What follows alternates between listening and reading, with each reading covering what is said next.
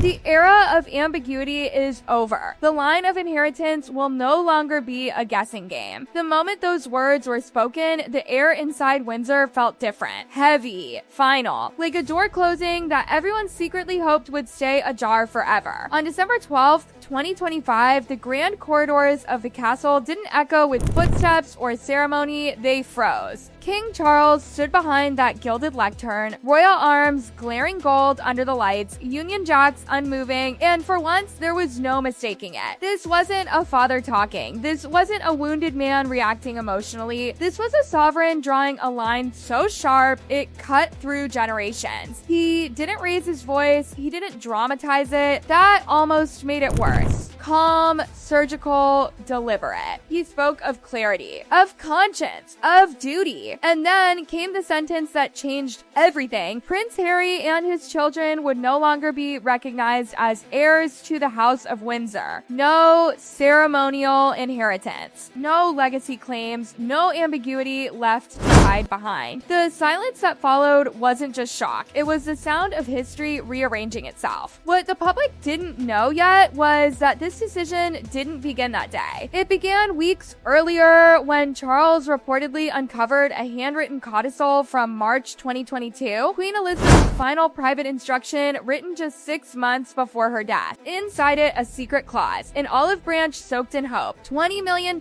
conditionally set aside for Harry and his children, not as a reward, but as a tether. Service, presence, a return to duty, a chance to come home. For a brief moment, insiders thought this was the Queen's last attempt to heal the fracture, a quiet offer meant to pull a wandering son back into the fold. Instead, it cracked the wound open wider. The gulf between duty and defiance was no longer emotional, it was structural. Legal teams pored over the clause. Family meetings grew tense. Closed-door discussions followed, including a grim summit with Charles, William, and Anne. The verdict came quietly but decisively. The clause would never be executed, it would be archived, not activated. History, not future. Charles didn't reject his mother's wishes lightly. Sources say he wrestled with it, but in the end, he chose preservation over repair. My responsibility is not to rebuild what refuses to be repaired, he said privately, but to protect what must endure. And with that, the monarchy shifted from tradition to statute. 2 days earlier, on December 10th, a private family briefing unfolded inside Buckingham Palace's crimson drawing room. Those present understood what this was. William and Catherine sat composed. Anne didn't hide her emotion. Edward listened, steady and silent. Others were there too: Louise, James, Beatrice, Eugenie, and notably absent,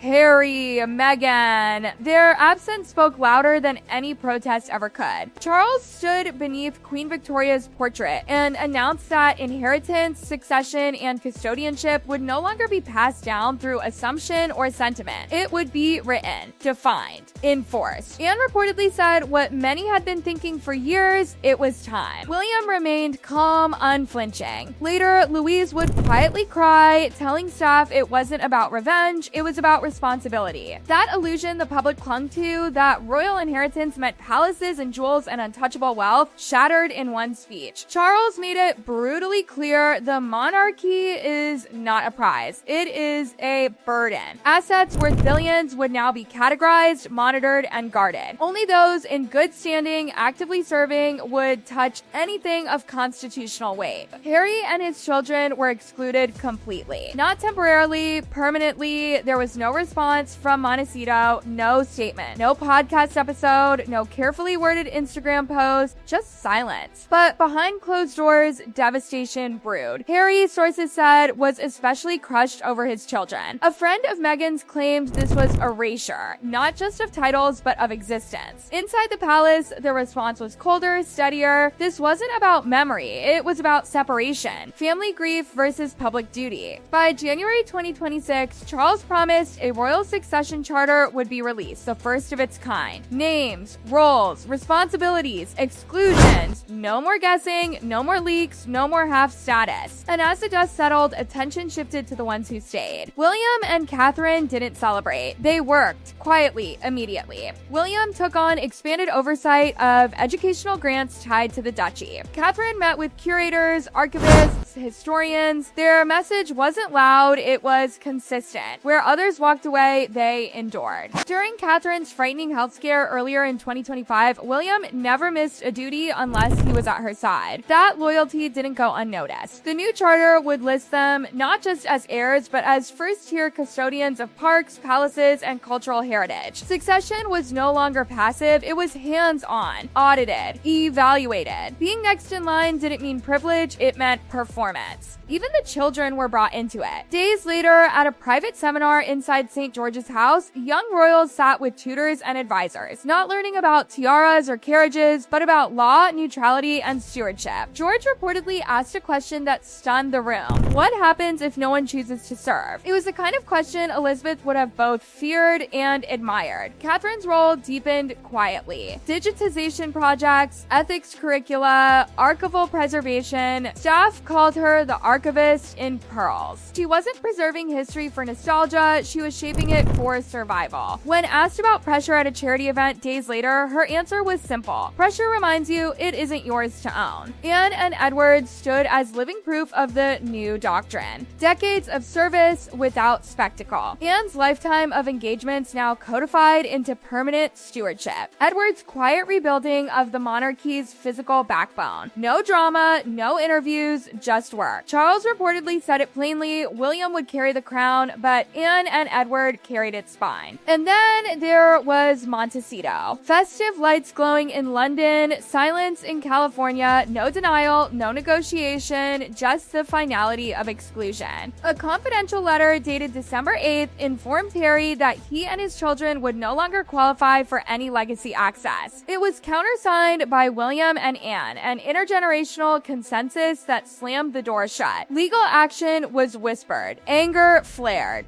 Meghan reportedly viewed it as punishment for independence. Harry was described as grieving not just family, but country. Polls showed public support for the decision. And so, Charles ordered the charter made public. No more shadows. The illusion that royal life could be activated at will was over. Birth no longer guaranteed legacy. Behavior did, contribution did, loyalty did. Those who stayed would carry the weight. Those who left would not. Royal inheritance had been rewritten not as entitlement, but as obligation, a contract of memory, a burden of preservation. And with that, the monarchy locked the gates of ambiguity forever. This wasn't cruelty, it was clarity. And for the first time in generations, the crown stopped hoping for loyalty and started requiring it. And as that clarity settled in, something else became impossible to ignore. This wasn't just about Harry, it was about control. About stopping a pattern that had dragged on for years, where grievance was weaponized and proximity to the crown became leverage. Inside palace walls, aides whispered that the real danger was never one interview or one documentary. It was the idea that royal legacy could be negotiated publicly, pressured emotionally, and monetized selectively. Charles had watched it happen in slow motion. And when he finally moved, he moved with finality. Behind the scenes, senior advisors described those last weeks as emotionally brutal. Charles wasn't cold, he was exhausted. Every delay had invited another expectation, another narrative, another leak. The Queen's secret clause, written in hope, became the moment of reckoning. Because once it surfaced, Charles had to decide whether the monarchy would be guided by sentiment or safeguarded by structure. And he chose structure, knowing the personal cost would be enormous. What stung Harry most, insiders say, wasn't the money, it was the language. The phrase, failure of moral stewardship, cut deeper than any financial exclusion ever could. It reframed the story completely. This wasn't exile, it was disqualification. Not because of birth, but because of choices. Years of half in, half out living suddenly had a name, and it wasn't flattering. Within the family, reactions were quieter, but no less intense. Anne reportedly warned that allowing ambiguity to linger would rot the institution from the inside. Edward echoed her, stressing that clarity protects everyone, even those excluded. William, according to aides, said little but signed everything without hesitation. For him, this wasn't personal, it was generational. What kind of monarchy would his children inherit if lines weren't drawn now? Meanwhile, Catherine focused on the future, not the fallout. Staff say she deliberately avoided discussing the Sussexes at all, redirecting every conversation back to preservation, education, tradition and continuity. Her message was subtle but firm: drama fades, duty remains. In Montecito, that silence eventually turned heavy. Friends described Harry as oscillating between anger and disbelief. He had always believed some door would stay open, some clause, some exception. But Charles had removed exceptions entirely. Meghan, sources claim, viewed the move as the monarchy choosing institution over people, proof in her eyes that it was never going to bend. And yet, that's exactly the point Charles wanted to make. The monarchy does not bend to individuals. Individuals bend to the monarchy, or they leave it behind. By codifying succession, custodianship, and exclusion into one document, Charles didn't just shut down debate. He rewrote the rules of engagement. No more leaks framed as victimhood, no more blurred lines between royalty and celebrity, no more selective loyalty. You are either in, fully accountable, or out, entirely separate. As palace lights dimmed and the year drew to a close, one truth became unavoidable. This wasn't the end of a family dispute. It was the end of an era where royal identity could be worn like a costume and removed when inconvenient. The crown had chosen permanence over popularity, discipline over drama. And for Harry, Meghan, and their children, the realization was devastatingly simple. The monarchy didn't slam the door in anger. It locked it, calmly, legally, and forever. Legally and forever.